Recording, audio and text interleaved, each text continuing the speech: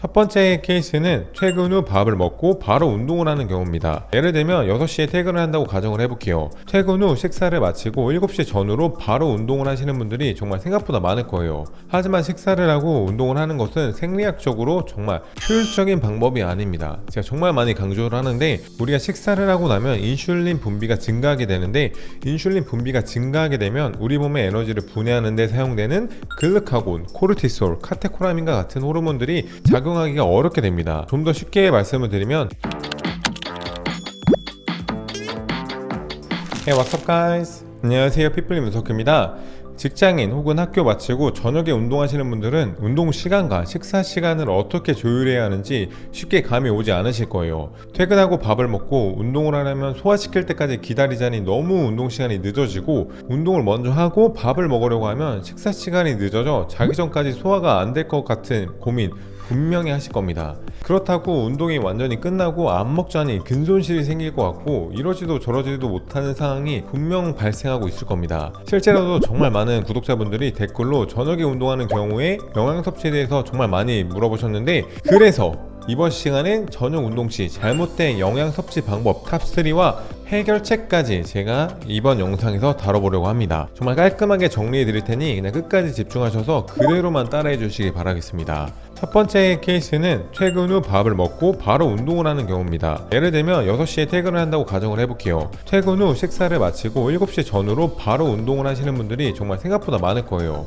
하지만 식사를 하고 운동을 하는 것은 생리학적으로 정말 효율적인 방법이 아닙니다. 제가 정말 많이 강조를 하는데, 우리가 식사를 하고 나면 인슐린 분비가 증가하게 되는데, 인슐린 분비가 증가하게 되면 우리 몸의 에너지를 분해하는 데 사용되는 글루카곤, 코르티솔, 카테코라민과 같은 호르몬들이 작용하기가 어렵게 됩니다. 좀 더 쉽게 말씀을 드리면, 다이어트를 하는 데 필요한 호르몬들이 원활하게 작용하기가 어렵게 됩니다. 실제로도 공복 운동 그룹과 탄수화물을 섭취하고 바로 운동한 그룹을 비교한 연구 결과에 따르면, 섭취 열량, 운동 강도, 운동 시간을 동일하게 한 결과 공복 상태에서 운동하는 것이 탄수화물을 섭취하고 운동하는 것에 비해 운동 후 지방의 사용을 증가시켰다고 합니다. 같은 양의 음식을 먹고 같은 강도의 운동을 하더라도 운동 전에 공복을 유지한다면 지방을 태우는데 더 유리하다는 겁니다. 따라서 저녁에 운동을 한다면 밥을 먹고 바로 운동을 하는 것이 아니라 공복 상태에서 운동을 해주시는 것을 정말 추천드릴게요. 그런데 이렇게 말씀을 드리면 분명 점심 이후에 운동 전까지 배가 고파서 힘이 나지 않는다고, 기운이 나지 않는다고 하시는 분들이 분명히 있을 거예요. 그런 분들은 오후 3시에서 4시쯤 간식을 먹는 거를 정말 추천드리고,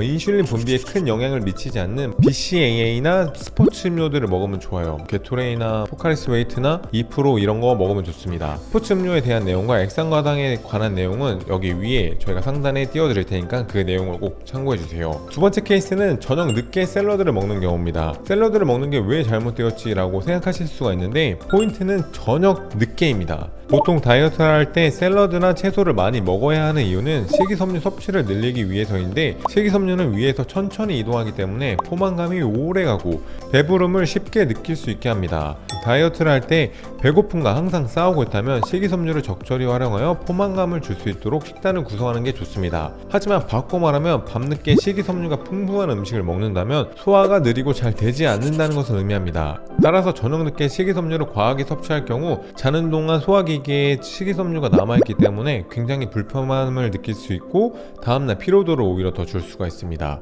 따라서 저녁에 샐러드를 먹는다면 적어도 수면 3시간 이전에는 식사를 맞춰주시는 것을 추천드릴게요. 하지만 그만큼 시간적 여유가 충분하지 않다면 식이섬유가 풍부한 음식은 아침과 점심에 충분히 섭취해주시고, 저녁에는 소화흡수가 빠른 음식을 활용하는 것을 추천드리겠습니다. 소화흡수가 빠른 음식들은 다음과 같은 조건을 고려하면 쉽게 찾을 수 있는데, 먼저 고체보다는 액상으로 나온 제품들이 좋고, 딱딱한 음식들은 분해되는 데까지 시간이 걸리기 때문에 저녁에 먹는 건 별로 추천드리지 않습니다. 쌀밥보다는 쌀로 만든 죽이 조금 더 소화흡수가 편하고 빠른 것을 생각해 보시면 좀 이해하실 수 있을 거예요. 두 번째로, 저녁에 견과류 같은 거는 좀 피해 주시는 게 좋습니다. 밤늦게 막 견과류를 먹거나 배고프다고 호두나 이런 거를 건강을 위해 드시는 분들이 있는데, 밤에도 마찬가지로 포화지방이나 불포화지방이 풍부한 음식들은 피해 주시는 게 좋습니다. 세 번째로, 단백질은 카제인보다는 유청이나 대두 같은 액상 단백질을 활용해 주시는 게 좋습니다. 단백질에도 여러 종류가 있지만 카제인처럼 흡수가 느린 거는 아침이나 점심 그때쯤 운동할 때 활용하는 게 좋고, 저녁 늦게 늦게 운동이 끝났다면 WTPI 같은 좀 흡수가 빠른 단백질을 활용하는 것도 좋은 방법입니다. 이 외에도 닭가슴살이나 흰살 생선, 그리고 계란 흰자, 새우 같은 갑각류나 오징어 같은 연체동물처럼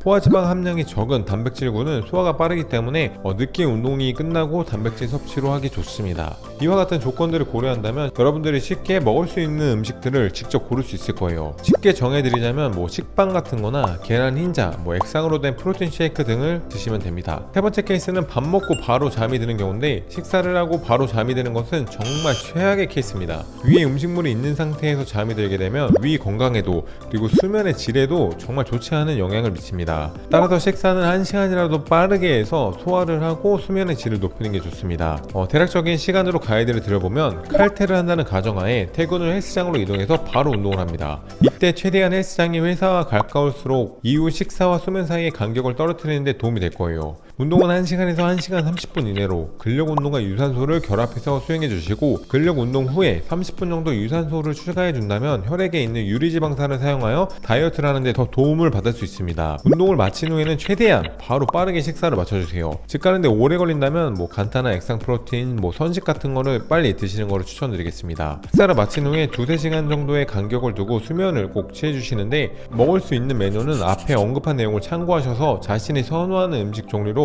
선택을 해주시면 좋습니다. 정리하자면, 여러분들이 저녁에 운동을 하시는 분들이라면 대부분 직장인 분들이실 거예요. 그 직장인 분들은 12시나 1시에 점심 식사를 했다 그럼 3-4시쯤에 간단히 먹을 수 있는 간식을 먼저 드시고, 대표적으로는 식빵에다 땅콩잼을 발라서 먹거나 단백질 같은 거 드셔도 됩니다. 그 이후에 6시에서 7시에 헬스장에 가서 운동을 1시간에서 1시간 반 하고, 끝난 다음에는 저녁 식사를 하시는 게 좋은데, 가장 좋은 방법은 흡수가 빠른 쌀밥이나 아니면 흰색빵, 그리고 단백질 같은 경우에도 흡수가 빠른 계란 흰자, 아니면 닭가슴살, 또 다른 방법은 액상 보충제, 이런 거를 흡수가 빠른 거를 저녁에 활용하신다면 여러분들이 회복하는 수면 시간을 방해하지 않고 충분히 근성장이 가능할 거예요. 반대로 만약에 저녁 늦게 샐러드, 그리고 현미밥, 고구마, 채소 이런 거를 먹게 되면 여러분들이 위에 음식물이 남아있기 때문에 자는 동안 오히려 장기는 쉬지 못해서 더 피로감만 쌓일 수 있으니, 오늘 알려드린 방법을 적용해서 조금 더 수면의 질을 높여 근성장을 이뤄보시길 바라겠습니다. 그리고 이렇게 전문적인 식단 코칭을 나에게 맞는 방법으로 좀 배우고 싶으신 분들은 힙서울 온라인 PT 식단반을 신청해주세요. 저희 힙서울 온라인 PT 팀에는 영양사 면허증을 갖고 있는 분들과